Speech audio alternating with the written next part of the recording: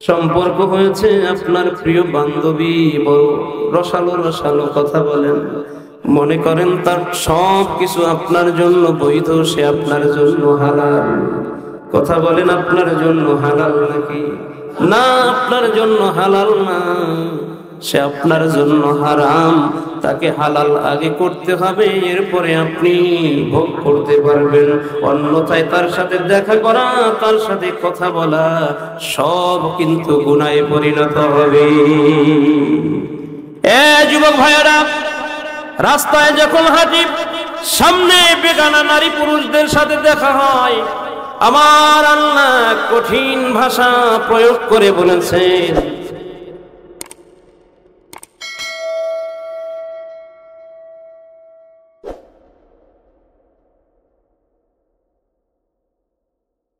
জওয়ান বয়সের এই সময়টা আপনি যেভাবে ব্যয় করবেন, আপনি যদি ইবাদত বন্দেগীতে কাটায় দেন, বুড়ো বয়সে আপনি যদি ইবাদত বন্দেগী কর্ম করতে পারেন, জওয়ান বয়সে যেহেতু আপনি আল্লাহ পাকের ইবাদত বন্দেগী বেশি করেছেন, বুড়ো বয়সে আপনার ইবাদত বন্দেগী কম হলেও ওই জওয়ান বয়সের ইবাদতের হিসেবে বুড়ো বয়সেও আল্লাহ সমপরিমাণ নেক আপনাকে দান করবে।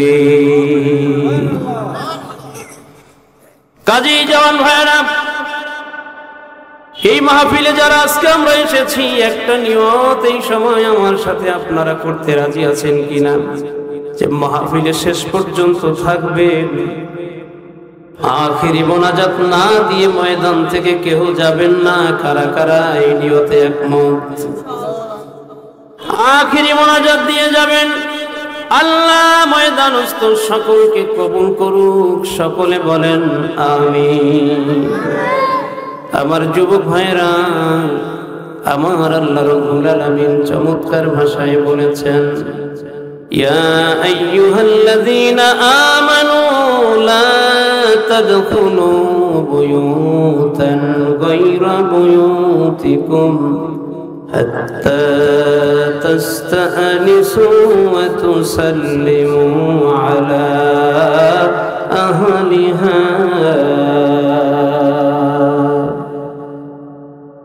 যালিকুম খায়রুল লাকুম লাআল্লাকুম তাযাক্কারুন।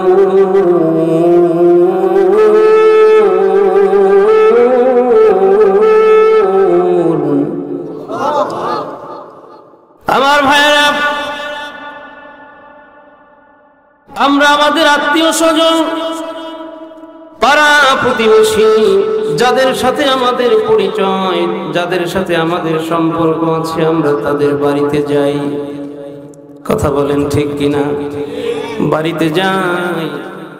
আমরা এমন বর্তমান সময় এমন একটা অবস্থায় পৌঁছেছি, কারো বাড়িতে যাওয়ার সাথে সাথে ঘরে একদম ভিতরে ঢুকে যাই, ভিতরের রুম পর্যন্ত চলে যাই, গলা খাকরানিও দেই না, অনুমতিও নেই না, সরাসরি ঘরের ভিতরে প্রবেশ করি। আমার আল্লাহ রাব্বুল আলামিন বলেছেন, যারা ঈমানদার, ঈমানদার বলে নিজেদেরকে মনে করো, দাবি করো, তুমি যদি ঈমানদার হয়ে থাকো, তোমার নিজের ঘর ব্যতীত অন্যের ঘরে অনুমতি না নেওয়া পর্যন্ত, তাদের সাথে কথাবার্তা না বলা পর্যন্ত, তাদের অনুমতি না নেওয়া পর্যন্ত তোমরা তাদের ঘরের মধ্যে প্রবেশ করো না। তাদের ঘরের সামনে গিয়া তাদেরকে সালাম দাও। ঘর থেকে যদি সালামের জবাব দেয়া হয়, বোঝা যাবে ভিতরে ঢোকার অনুমতি আছে, তাহলে প্রবেশ করবে, অন্যথায় ভিতরে প্রবেশ করবে না। ঘর থেকে, সামনের থেকেই তোমরা বিদায় হয়ে চলে আসবে। আল্লাহ বলেন, এটা তোমাদের জন্য একটা উত্তম পন্থা। যদি তোমরা স্মরণে রাখো, যদি তোমরা মনে করো যে না, অন্যের ঘরে তার অনুমতি ছাড়া যাওয়া যাবে না। নবীজিও বলেছেন, কোন অপরিচিত হোক পরিচিত হোক, কোন ব্যক্তির দরজার সামনে গিয়া একবার সালাম দিবেন, জবাব পান নাই, দাঁড়ায় থাকেন, ভিতরে ঢুকবেন না। আবার সালাম দেন, অনুমতি পান নাই, জবাব আসে নাই, আপনি দাঁড়ায় থাকেন। আবার তৃতীয়বারেও সালাম দেন, সালাম দেওয়ার পরে আপনি জবাব পান নাই, চতুর্থবার আর সালামের প্রয়োজন নাই, ভিতরে ঢোকার অনুমতি নাই। আপনি ওখান থেকে নিজের বাড়িতে নিজের গন্তব্যে চলে যাবেন, ভিতরে ঢুকতে পারবেন না। কারণ ঘরওয়ালা বাড়িওয়ালা হয়তো এমন কোনো কাজে ব্যস্ত আছে যেই কারণে আপনার সালামের জবাব দিচ্ছেন না। আপনি যদি তার ঘরের ভিতরে অনুমতি ছাড়াই প্রবেশ করেন, লোকটা হয়তো বা লজ্জা পেয়ে যেতে পারে, এই কারণে আপনি তার ঘরের মধ্যে প্রবেশ করবেন না। প্রিয় ভাইয়েরা, ইসলাম বড় কঠিন। সন্তান তার মায়ের সাথে দেখা করবে, এতে তো কোনো ধরনের বাধা থাকার কথা না, কিন্তু সন্তানও নিজের মায়ের কাছে 3টা সময়ে যেতে পারবে না মায়ের অনুমতি ছাড়া। কোরআন খুলেন, কোরআনে কারিমের মধ্যে আপনি স্পষ্ট দেখতে পারবেন 3টা সময়ে সন্তান মায়ের কাছেও মায়ের অনুমতি ছাড়া যেতে পারবে না। ও ভাইরা, রাত্রে যখন মা ঘুমায় যায়, মা যখন ঘুমাতে যায়, ওই সময় মায়ের কতগুলো কাপড় মা একটু হালকা করে মাথার কাছে অথবা আলনায় ঝুলায় রেখে হালকা কাপড় পরে মা ঘুমাতে যায়। যেই কারণে মা ঘুমাতে নিজের বিছানায় যাওয়ার পরে সন্তান মায়ের সাথে দেখা করতে গেলেও মায়ের কাছ থেকে অনুমতি নিবে, তারপরে মায়ের কাছে যাবে। মা যদি অনুমতি না দেয়, সন্তান নিজেও তার মায়ের কাছে গিয়া দেখা করতে পারবে না। রাত ঘুমায়, ফজরের সময় হয়ে গেছে, এই মা ঘুম থেকে যখন জাগবেন, ওই সময় সন্তান মায়ের কাছে যেতে পারবে না। মায়ের কোনো প্রয়োজনও যদি হয়, মায়ের কাছে যাওয়া দরকার, তার ওযুর পানি তার কাছে পৌঁছানো দরকার। দরজার সামনে গিয়া সন্তান দাঁড়ায় থাকবে, ভিতর থেকে যদি মা অনুমতি দেয়, সারা পাইলে মা অনুমতি দিলে তারপরে যাবে, অন্যথায় মাকে বিবস্ত্র দেখতে পারে, মা লজ্জা পেয়ে যাবে। কথা বলেন ঠিক কিনা? এই কারণে কোরআনে কারীম এই সময় সন্তানকে মায়ের কাছে অনুমতি ব্যতীত যেতে নিষেধ করে দিয়েছে। 3 নম্বর হলো জোহরের নামাজের পরে, যখন দুপুরে খাওয়ার পরে প্রত্যেকটা মানুষ একটু সুন্নাত তরিকায় আমরা বিছানায় একটু ঘুমাই, কাইলুলা দেয়। এই সময় মা যদি বিছানায় চলে যায়, সন্তান মায়ের সাথে দেখা করতে হলে মায়ের অনুমতি লাগবে। মায়ের অনুমতি ছাড়া সন্তান মায়ের বিছানায় গিয়া সরাসরি হাজির হতে পারবে না। অতএব এই 3টা সময় মায়ের সাথে সন্তান দেখা দিতে হলেও মায়ের অনুমতি লাগবে। কথা বলেন ঠিক কিনা? প্রিয় যুবক ভাইরা, ইসলাম বড় কঠিন। আমাদের কাছে আমাদের যৌবন আল্লাহ আমানত দিয়েছেন। কথা বলেন ঠিক কিনা? যৌবন আমাদের কাছে আমানত। এই যৌবনের মালিক আল্লাহ রাব্বুল আলামিন। একজন মহিলার জন্য পুরুষের যৌবন আল্লাহ রাব্বুল আলামিন হালাল করেছেন। কথা বলেন ঠিক কিনা? মহিলার যৌবন, মহিলার ভিতরে যত সৌন্দর্য আছে, এগুলো একজন পুরুষের জন্য আমার আল্লাহ হালাল করেছেন। তবে আগে হালাল করতে হবে ইজাব কবুল, বিয়ে বন্ধনের মাধ্যমে। বিয়ের আগে স্ত্রীর কাছে যা আছে নিজের সাথে সম্পর্ক বলি, সেইটা আপনার জন্য হালাল না।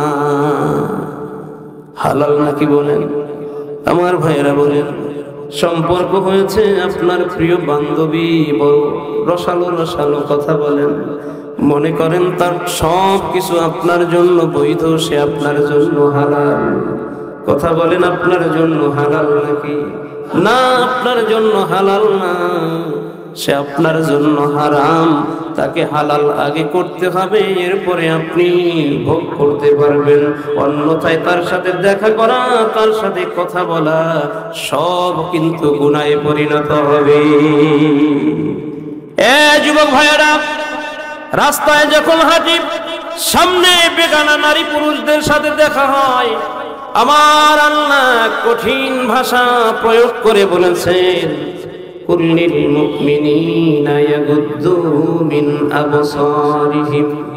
ويحفظوا فروجهم পৃথিবীর সমস্ত পুরুষদেরকে আল্লাহ রাব্বুল আলামিন কঠিন হুঁশিয়ারি সংকেত দিয়ে বলেছেন, রে পুরুষ জাতি, ও দুনিয়ার জওয়ান মুসলমান ভাইয়েরা, ভালো করে আজকে শুনে যান। আমার আল্লাহ বলে দিয়েছেন, ইয়াগুদ্দু মিন আবসারিহিম, তোমাদের দৃষ্টিকে তোমরা নিম্নগামী করবে। রাস্তায় যখন হাঁটবে, তোমার সামনে দিয়া মহিলারা চলাফেরা করবে, মহিলাদের দিকে তুমি তাকাবে না, বরং তোমার দৃষ্টিকে তুমি নিম্নগামী করে রাখবে। তাদের চেহারার দিকে তাকায় তাদের চেহারার সৌন্দর্য অবলোকন করবে না, দেখবে না। তুমি তোমার দৃষ্টিকে নিচের দিকে ঝুঁকায় রাখবে। এরপরে আমার আল্লাহ বলেছেন, তুমি তোমার লজ্জাস্থান, এটা আমি তোমার কাছে আমানত করেছি। এই লজ্জাস্থান তোমাকে আমি দিয়েছি, তোমার কাছে আমানত রাখছি। তুমি এই আমানত ধরে রাখবে, খেয়ানত করবে না। তোমার যখন প্রাপ্ত বয়স হবে, তোমার যখন বিয়ে করার বয়স হবে, বাবা মা তারা তোমাকে ভালো একজন পাত্রী খুঁজে বিয়ে করাবে। এরপরে তার সাথে তোমার নিজের যৌবনের সব কিছু অর্পণ করবে তোমার জন্য বৈধ। অতএব তোমার এই লজ্জাস্থান, তোমার এই আমানত তুমি তোমার নিজের ধারা হেফাজত করবে, এটাকে অপব্যয় করবে না, এটাকে তুমি অন্যায় পথে ব্যয় করবে না। শুধুমাত্র পুরুষদেরকে আল্লাহ প্রজ্ঞাপন করেছেন এমনটাই না, আল্লাহ রাব্বুল আলামিন নারীদেরকেও লক্ষ্য করে বলেছেন, অকুল্লিল মুমিনাতি ইয়াগুদুদনা মিন আবসারিহিন্না ওয়া ইয়াহফাজুনা ফুরুজাহুম। আল্লাহ বলেছেন, ও দুনিয়ার নারীরা শুনে নাও, তোমরা নারীরাও কিন্তু এই হুকুমের ঊর্ধ্বে না। তোমরাও তোমাদের দৃষ্টিকে হাঁটা চলার সময় পুরুষদের দিকে না তাকায় তাদের চেহারা দেখে মনে মনে বিভিন্ন জল্পনা কল্পনা করে গুনার কাছ থেকে বিরত থাকবে। তাদের চেহারার দিকে তোমরা দীর্ঘক্ষণ তাকাবে না তো দূরের কথা, দৃষ্টি পড়েছে সাথে সাথে নজরটাকে নিচের দিকে ঝুলাই দিবে। কারণ হলো তুমি তখন মনে মনে চিন্তা করবে, আমার আল্লাহ নিষেধ করেছেন, আমি আমার আল্লাহকে ভয় করি। যুবক ভাইরা, আবার আল্লাহ রাব্বুল আলামিন নারীদেরকে বলে দিয়েছেন, ও নারী সমাজ, তোমরাও তোমাদের নিজেদের লজ্জাস্থান, তোমাদের শরীরের আকর্ষণীয় বস্তুগুলো তোমরা হেফাজত করবে। এগুলো অন্যায়ভাবে অন্যের সাথে তোমরা ব্যয় করবে না, এগুলোর জিম্মাদারিত্ব নাও, এগুলোকে হেফাজত করো।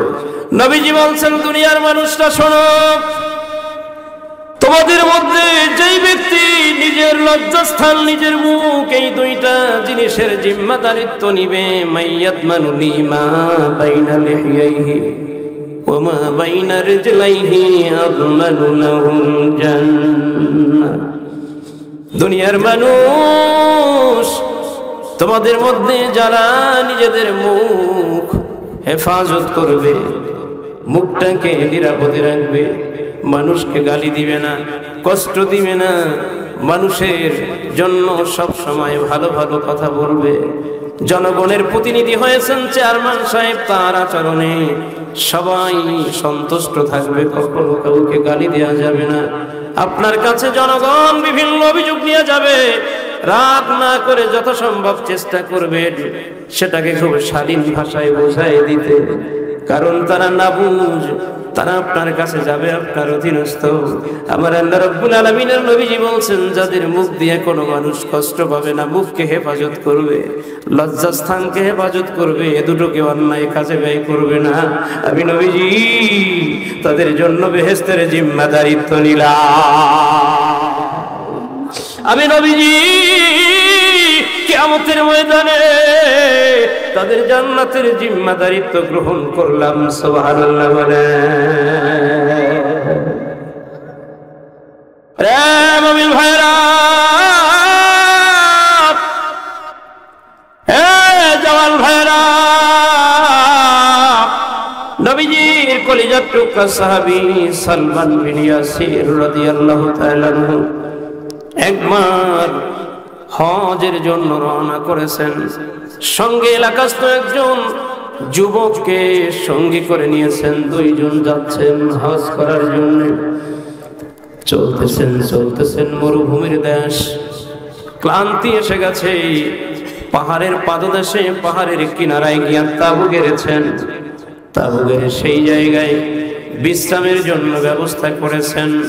ক্ষুধাও লেগেছে, কষ্টে চিন্তা করতেছেন খাবার প্রয়োজন। অনেক সময় দেখা যায় আমরা সফরে বের হলে গাড়ির মধ্যে দীর্ঘ সময় 7-8 ঘন্টার গাড়ি, অনেক সময় দেখা যায় জ্যামের কারণে 7-8 ঘন্টার গাড়ি 15-16 ঘন্টা লেগে যায়। মাঝপথে খাবারের কোনো ব্যবস্থা নাই, নিজের কাছেও নাই। এমন জায়গায় গাড়ি থেমেছে যেই জায়গা থেকে খাবারও পাওয়া যায় না, হয় কিনা বলেন? এরকম অবস্থার শিকার হয়ে ক্ষুধা পেয়েছে। নবীজির সাহাবী সালমান বিন ইয়াসির রাদিয়াল্লাহু তাআলা আনহুর ক্ষুধা পেয়েছে। মনে মনে চিন্তা করতেছেন খাবার খাওয়া দরকার, কোথায় খাবার পাবো? আমার শরীরটা ক্লান্ত, আমার হাঁটা চলা করতে মনে চাচ্ছে না। আমার সাথে যে বন্ধু আছে তাকে বলি, বন্ধু কিছু টাকা নিয়ে বাজার থেকে আমাদের জন্য কিছু খাবার নিয়ে আসেন, আমরা দুজনে আপনি আসলে পরে খাবো, ক্লান্তি দূর হবে, আবার আমরা সফর যাত্রা শুরু করব। যুবক ভাইরা,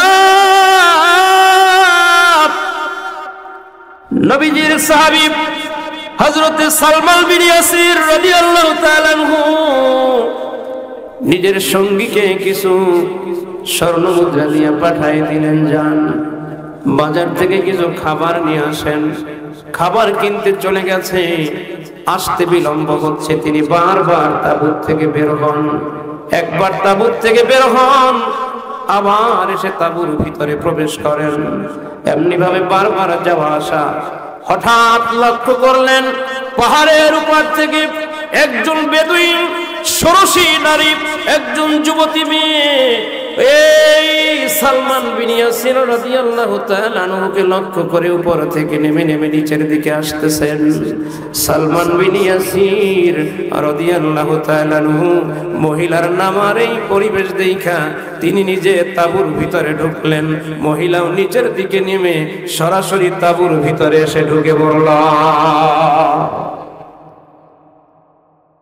মহিলা তাঁবুর ভিতরে ঢুকে সালমান বিন ইয়াসির রাদিয়াল্লাহু তাআলা আনহুকে লক্ষ্য করে বললেন, রে যুবক, আমাকে কিছু দাও।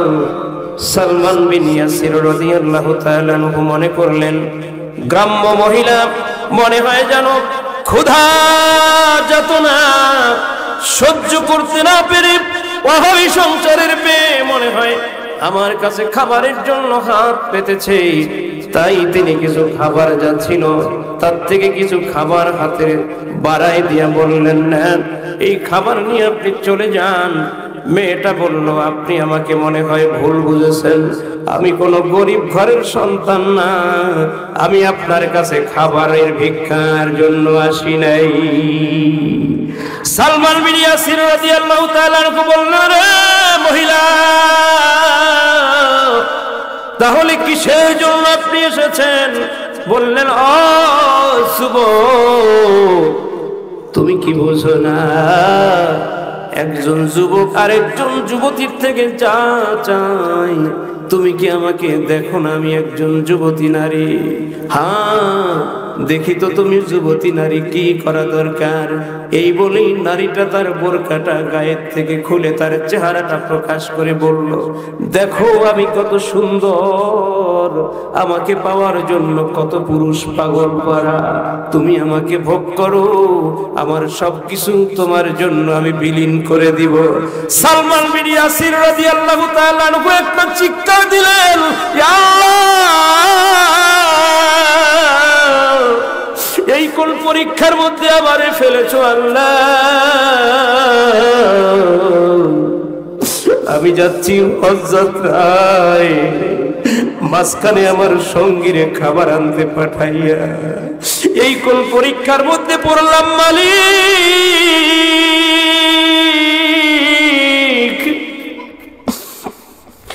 মহিলা আমার কাছে যা কামনা করতেছে আমার দ্বারা এটা কখনোই সম্ভব হবে না। ও আল্লাহ, আমার দিলের ভিতরে আপনার ভয় বিদ্যমান, আমি আপনাকে ভয় করি। মহিলাকে ডাক দিয়া বলেন, রে বোন, মনে হয় শয়তান তোমার উপরে আচর করেছে আর শয়তান তোমাকে আমার কাছে প্রেরণ করেছে, অতএব তুমি এখান থেকে চলে যাও। ইন্নাশ শাইতানা লিল ইনসানি আদুউন মুবিন, নিশ্চয়ই শয়তান মানুষের প্রকাশ্য দুশমন। রে বোন, এখান থেকে বিদায় হয়ে যাও, আমার দ্বারা সম্ভব হবে না এই অপকর্ম করা। এই বলেই তিনি জমিনে পড়ে গড়াগড়ি করতেছেন আর জোরে জোরে আল্লাহর ভয়ে কান্নাকাটি শুরু করে দিয়েছেন। মহিলা বুঝতে পেরেছে এই যুবককে দিয়ে আমার মনের আশা পূর্ণ করা সম্ভব হবে না। মহিলা আবার নিজের বোরকা গায়ে দিয়ে সেখান থেকে প্রত্যাবর্তন করতে বাধ্য। মহিলা চলে গেল। সালমান বিন ইয়াসির রাদিয়াল্লাহু তাআলা আনহু কান্না বন্ধ করে না, কান্নাকারি করতেছেন তো কাঁদতেছেন, কান্না বন্ধ করে না। কিছুক্ষণ পরে তার সঙ্গী খাবার নিয়ে এসে দেখে তিনি কাঁদতেছেন। ডাক দিয়া বলেন, ভাই সালমান বিন ইয়াসির, মনে হয় নিজের স্ত্রী, ছেলে মেয়ে, মা বাবার কথা আপনার মনে পড়ে গেছে, তাই বুঝি কান্নাকাটি করেন? তিনি ডাক দিয়া বলেন, না ভাই। বললেন, শোনেন, আপনি চলে যাওয়ার পরে ওই পাহাড় থেকে বেয়ে একটা মেয়ে উপর থেকে নিচের দিকে নেমে এসে সোজা তাঁবুর ভিতরে ঢুকে পড়েছিল। মেয়েটা ভিতরে ঢুকে আমাকে অপকর্মের প্রস্তাব করলো। আমি তখন এতটাই নিরুপায় মনে করেছিলাম নিজেরে, না জানি আমার ইজ্জত বুঝিয়া আজ আমি সংরক্ষণ করতে পারি না। সেই কারণে আমি নিজের সুপুর্দ করে ডেকেছিলাম, মালিক আজ আমি নিরুপায়, আজ আমি বড় অসহায়। আল্লাহ, তুমি যদি এইখানে আমাকে হেফাজত না করো, আমি আজ আমার চরিত্র ঠিক রাখতে পারবো না। ওই সময় আমি আমার আল্লাহর কাছে সাহায্য চেয়ে জোরে জোরে যখন কান্নাকাটি শুরু করলাম, মেয়েটা বুঝতে পেরেছে আমি তার প্রস্তাবে রাজি না। শেষ পর্যন্ত মেয়েটা এখান থেকে চলে গেছে। ও ভাই, আমাকে আল্লাহ রাব্বুল আলামিন এই পরীক্ষা থেকে যে হেফাজত করেছেন, আমি এখনো সেই কথা মনে করতে পারতেছি না। সঙ্গী সাথে সাথে তার চেয়েও জোরে চিৎকার দিয়ে কান্না শুরু করলো। সালমান বিন ইয়াসির ডাক দিয়ে বলেন, রে ভাই, বিপদ আমার উপর দিয়ে ঘটে গেছে, কিন্তু আপনি বিপদের বর্ণনা শুনে আপনি কেন কান্নাকাটি শুরু করলেন? সালমান বিন ইয়াসির রাদিয়াল্লাহু তাআলা আনহুর সঙ্গী ডাক দিয়ে বলেন, ভাই, আমি এই জন্য কান্দি, আপনি এই জায়গায় থেকে এত বড় একটা প্রস্তাব পাওয়ার পরে আপনি নিজের জায়গায় নিজে স্থির থাকতে পেরেছেন। আপনি নিজে এত সুন্দর নিরিবিলি পরিবেশে এরকম একজন নারীর প্রস্তাব পেয়েও নিজের ইজ্জতকে নিজে ধরে রাখতে পেরেছেন। আপনি অপকর্ম থেকে নিজেকে বাঁচাতে পারতেন। আমি যদি নিজে আপনার জায়গায় থাকতাম, আমি মনে হয় শয়তানের ধোঁকায় পড়ে আমি আমার ইজ্জত হয়তো হরণ হয়ে যেত, রাখতে পারতাম না। আমি সেই ভয় নিজের দিলের মধ্যে এনে কান্নাকাটি করি। শিকার হন নাই, এরপরও ভাইয়ের কথা শুনে নিজে আল্লাহর ভয়ে কান্দেন। আমার ভাইয়েরা, গুনাহ করেছি বলেই তো আল্লাহর কাছে তওবা করব। গুনাহ করার পরে যদি কোনো বান্দা আল্লাহর কাছে তওবা করে, আত্তাইবু হাবিবুল্লাহ, তওবা করার সাথে সাথে আল্লাহ রাব্বুল আলামিনের ওই গুনাহগার বান্দা আল্লাহ পাকের বন্ধু হয়ে যায়।